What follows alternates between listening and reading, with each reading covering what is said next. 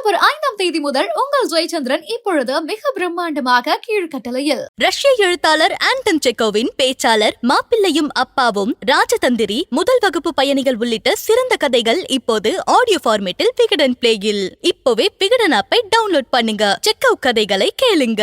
கரூர்ல நடந்த அந்த சம்பவத்தை யாருனாலையும் அவ்வளவு சீக்கிரம் மறந்திருக்க முடியாது. விஜய் அந்த கூட்டத்துல 41 பேர் இறந்து போயிருந்தாங்க. இதுக்கு பின்னாடி சதி இருக்கு. பல ஊருக்கு விஜய் போனாரு. நாகப்பட்டினம் போனாரு, அரியலூர் போனாரு, திருச்சி வந்தாரு. அங்கெல்லாம் அந்த மாதிரி நடக்கல இல்ல, அங்கேயும் இவ்வளவு கூட்டம் கூடுச்சு இல்ல. ஆனா கரூர்ல மட்டும் நடந்திருக்கு அப்படின்னா அதுக்கு காரணம் செந்தில் பாலாஜி தான். செந்தில் பாலாஜியோட சதி இருக்குன்னு சொல்லிட்டு டிவிகேவினர் சமூக வலைதளத்துல, அப்புறம் சில அரசியல் தலைவர்கள் கூட அந்த பொது இடத்துல கருத்துக்கள்லாம் வச்சுக்கிட்டு இருந்தாங்க. இதுக்கு இன்னைக்கு செந்தில் பாலாஜி ஒரு பிரஸ் மீட் கொடுத்து விளக்கம் கொடுத்துருக்காரு. அவர் என்ன சொல்றாரு அப்படின்னா, இதை நான் அரசியல் ஆக்க விரும்பல, ஒரு மனிதநேயத்தோட தான் நான் பேசுறேன், நான் குறைகள் சொல்லலை அப்படின்னு சொல்றாரு. ஆனா முழுக்க முழுக்க அந்த பிரஸ் மீட்ல பண்ணது அரசியலும் குறைகளும் மட்டும்தான். நாங்க முப்பெரும் விழா நடத்தினோம். அங்க 2 லட்சம் பேர் வருவாங்க நாங்க எதிர்பார்த்தோம். ஆனா 2 லட்சம் பேர் வந்திருந்தாங்க.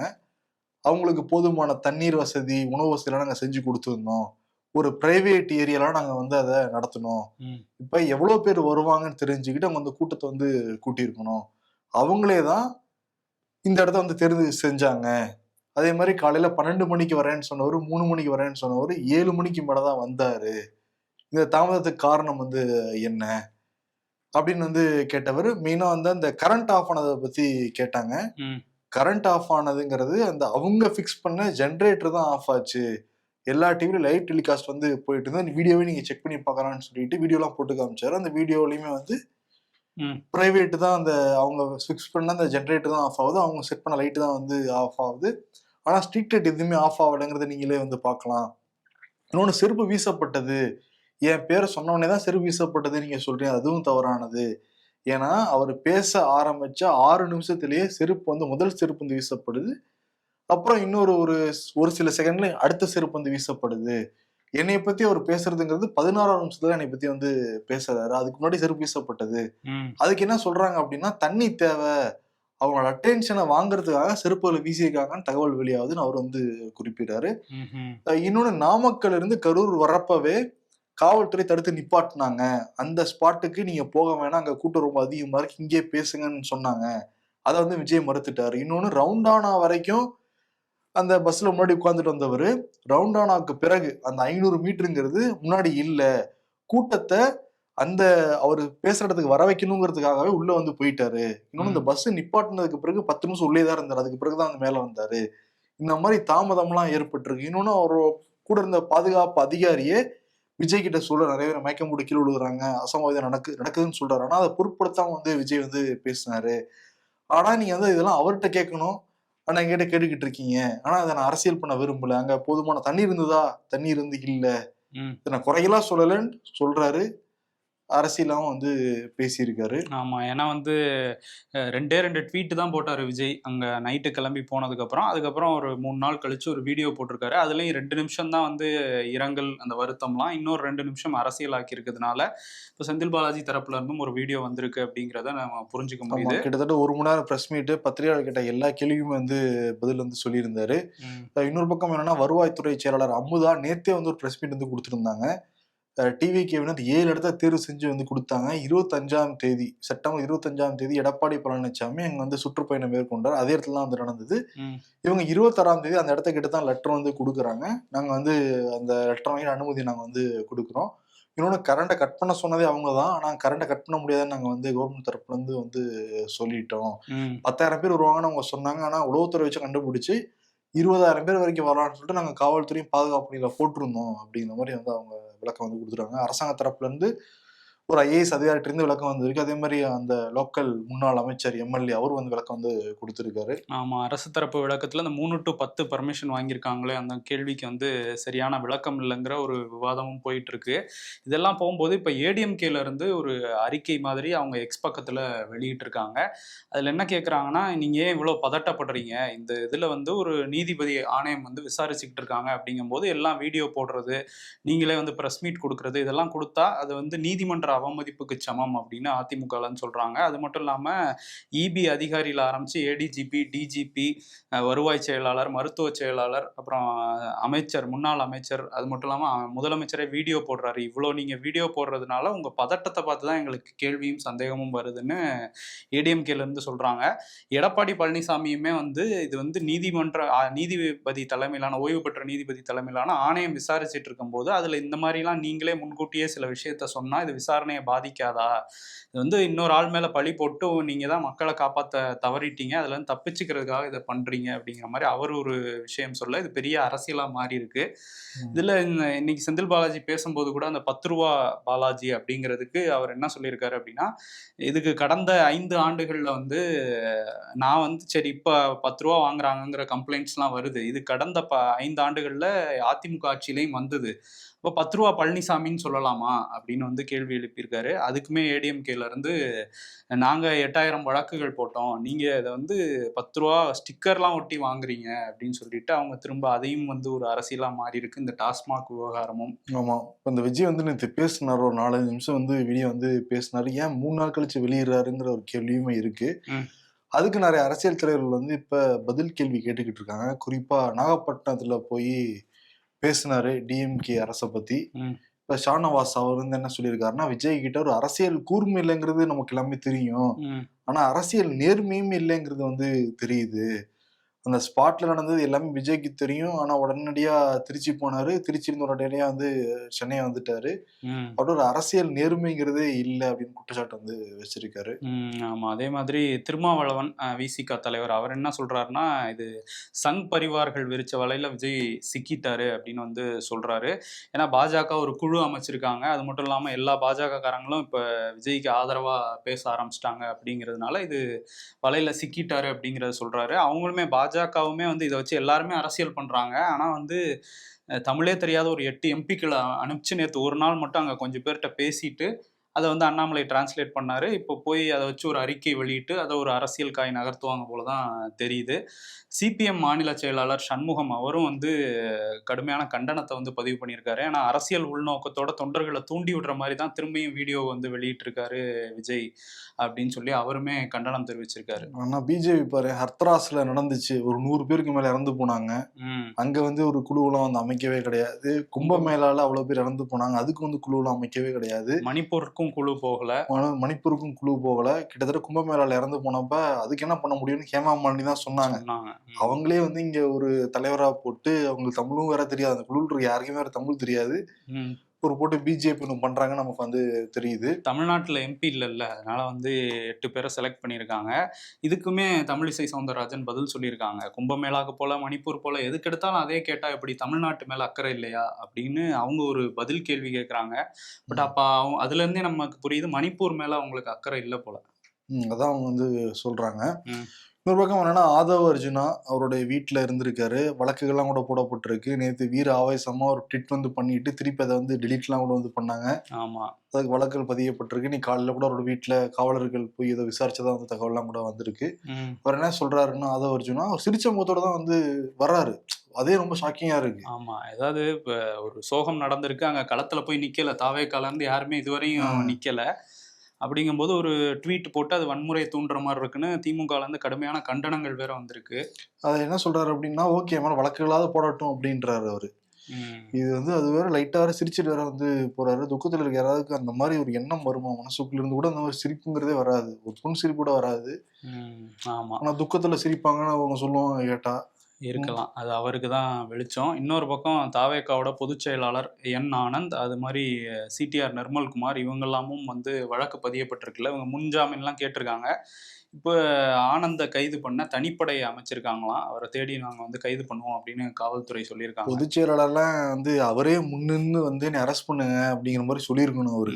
திருவண்ணாமலையில நடந்த அந்த சம்பவம் பத்தி நேத்தே பேசியிருந்தோம், நான் விசாரிச்சு டீட்டெயிலா இன்னைக்கு சொல்றோம் அப்படின்னு சொல்லியிருந்தோம்ல. விசாரிக்கும் போது ரொம்பவே அதிர்ச்சியா இருக்கு, ரொம்ப கொடூரமான ஒரு சம்பவம் தான் அங்க நடந்திருக்கு.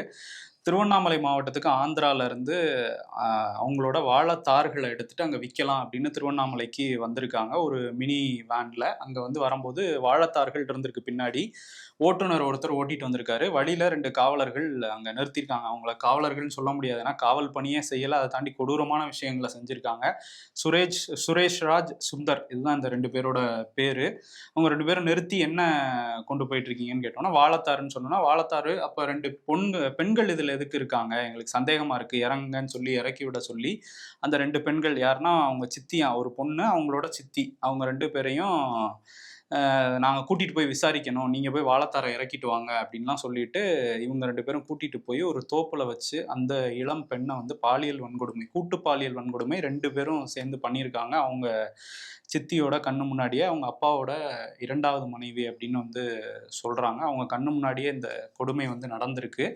அதுக்கப்புறம் 2 பேரையும் விட்டுட்டு கிளம்பி போயிருக்காங்க. அப்புறம் பக்கத்தில் உள்ளவங்கலாம் அலறல் சத்தம் கேட்டு வந்து அவங்கள வந்து ஹெல்ப் பண்ணி ஆம்புலன்ஸில் ஏற்றி கொண்டு போய் மருத்துவமனையில் சேர்த்துருக்காங்க. இப்போ வந்து மாவட்ட எஸ்பியிலேருந்து எல்லாருமே இந்த சம்பவத்தை தெரிஞ்சு நேரில் வந்து விசாரணை நடத்தியிருக்காங்க.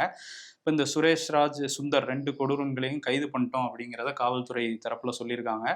இவங்க ஆந்திராவிலேருந்து வேற வந்திருக்காங்க. நம்ம முன்னாடியே சொல்லியிருந்தோம், திருவண்ணாமலையில் நிறைய ஆந்திராவிலேருந்து தரிசனம் பண்ணுறதுக்குலாம் வராங்கன்னு. இப்போ வெளி மாநிலத்திலேருந்து வந்தவங்க இங்கே வந்து இப்படி நடந்துச்சுன்னா நம்ம மாநிலத்தோட பேர் அங்கே எப்படி போகும்?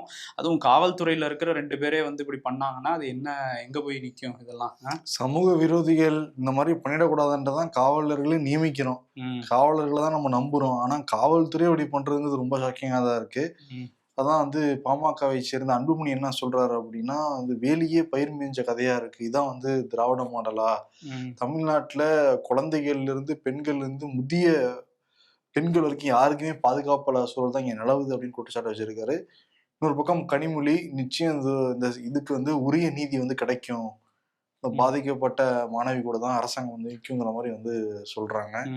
ஆரம்பத்துல இருந்தே இந்த காவல்துறையில தான் பிரச்சனை இருந்துட்டு இருக்கு. அதை கையில வச்சிருக்கிறது முதலமைச்சர் தான், காவல்துறை மந்திரி தான். இப்ப கூட நினைச்சிருந்தா கூட காவலர்கள் காலையில கூட தடுத்து நிப்பாட்டி இருக்க முடியும். நீங்க பர்மிஷன் வாங்கினது 8:45 நாமக்கல்ல, நீங்க எப்படி 8:40 இங்கிருந்து கிளம்பலாம் கூட நிப்பாட்டிருக்கலாம். அவங்க அரசியல்னு சொன்னா கூட உங்களுக்கு ஒரு தார்மீக ஒரு நேர்மையா நடவடிக்கை நினைச்சா எடுத்துருக்கலாம்ல அதை. ஆமா, பல குளறுபடிகள் அடுத்தடுத்து காவல்துறைக்குள்ள நடந்துட்டு இருக்கு. இன்னொரு சோகமான சம்பவம் என்னன்னா, எண்ணூர்ல அந்த அனல் மின் நிலையம் இன்னொரு அலகு வந்து கட்டுற பணி வந்து நடந்துட்டு இருக்கு. அதுல சாரம் கட்டி வடமாநில தொழிலாளர்கள் அதுல ஏறி வேலை பார்த்துட்டு இருந்திருக்காங்க. இதுல அந்த சாரம் சரிஞ்சு விழுந்ததுல 9 பேர் வடமாநில தொழிலாளர்கள் பரிதாபமா உயிரிழந்திருக்காங்க. நிறைய பேர் காயத்தோட இங்க ஸ்டான்லி மருத்துவமனையில சிகிச்சை பெற்றுட்டு இருக்காங்க. இப்போ ஒப்பந்ததாரர், இந்த கட்டுமான ஒப்பந்ததாரர் மேல வழக்கு பதிவு பண்ணியிருக்கு காவல்துறை. இன்னொரு பக்கம் வந்து RSS உடைய 100ஆண்டு விழா நடக்க ஆரம்பிச்சிருக்கு. பிரதமர் மோடி அங்க போய் வந்து 100 ரூபா நாணயத்தெல்லாம் கூட வந்து வெளியிட்டு இருக்காரு. பாரத மாதா அந்த இது பொறிச்ச இந்த 100 ரூபா நாணயம், ஸ்டாம்ப் இதெல்லாம் வெளியிட்டு இருக்காரு RSSக்கு. காங்கிரஸ்ல இருந்து கடுமையான எதிர்வினைகளும் வந்துட்டு இருக்கு. சுதந்திர போராட்டத்துல கூட கலந்துக்காத ஒரு அமைப்புக்கு இவர் பிரதமரே போய் அங்க கலந்துக்கிறது, ஸ்டாம்ப் வெளியிடுறதுலாம் எந்த வகையில நியாயம் அப்படின்ட்டு.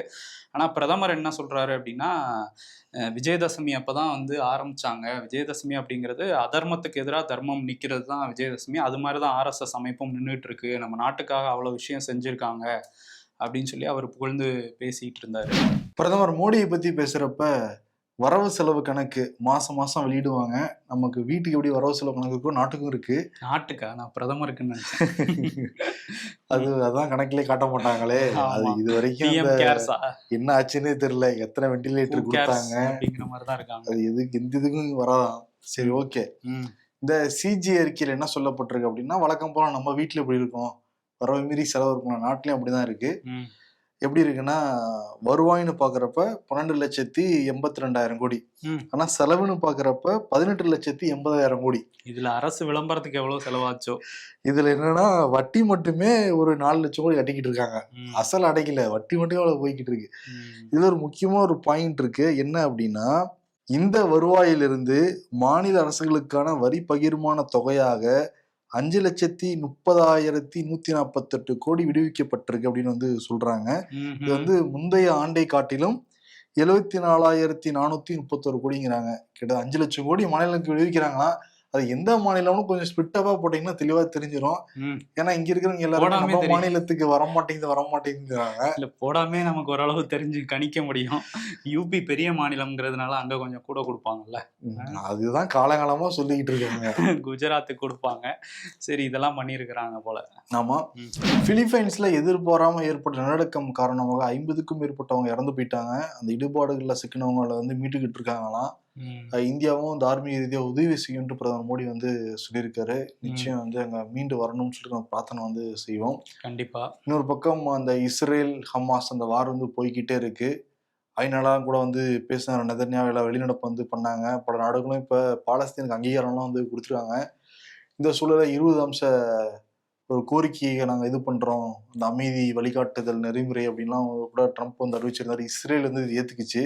ம். இப்ப ஹமாஸுக்கு ஒரு 3 4 நாள் கெடு விதிச்சிருக்காரு. இதை ஏத்துக்கோங்க, ஏத்துக்கிட்டு இப்போ போற நிப்பாட்டுற வழியை பாருங்கன்னு வந்து சொல்லியிருக்காரு டொனால்டு ட்ரம்ப். இப்ப ஹமாஸ் ஏத்துப்பாங்களா இல்லையாங்கிறது வந்து தெரியல. ஆமா. அந்த 20 அம்சத்தையும் ஏத்துக்கணும் அப்படிங்கறதான் ட்ரம்ப்போட இதா இருக்கு. பார்ப்போம் என்ன பண்றாங்கன்னு. இன்னொரு விஷயம் என்னன்னா, அமெரிக்க நாடாளுமன்றத்துல அந்த நிதி மசோதா கொண்டு வருவாங்க. அது 60% உறுப்பினர்கள் ஓட் பண்ணாதான் அது வந்து அரசோட செலவினங்களுக்கு நிதியே விடுவிப்பாங்க. ஆனா இந்த வாட்டி என்ன ஆயிடுச்சுன்னா 53% உறுப்பினர்கள் மட்டும்தான் அதுக்கு வந்து ஓட் பண்ணியிருந்தாங்க ஆதரவா.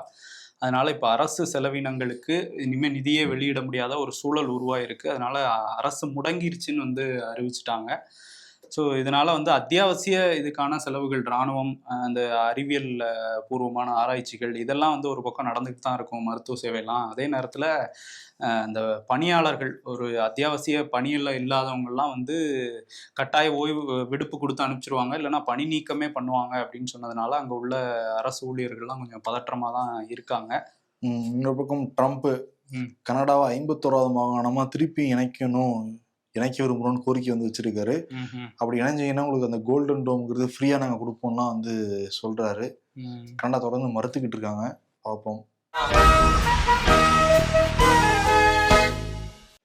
இன்னைக்கு ஒரே எண்ணூர் விபத்தா இருக்கட்டும், திருவண்ணாமலை சம்பவம், இன்னும் கரூர் சம்பவத்திலிருந்து தமிழ்நாடு மீண்டு வரல. ஒரு வாரம் ஆக போகுது.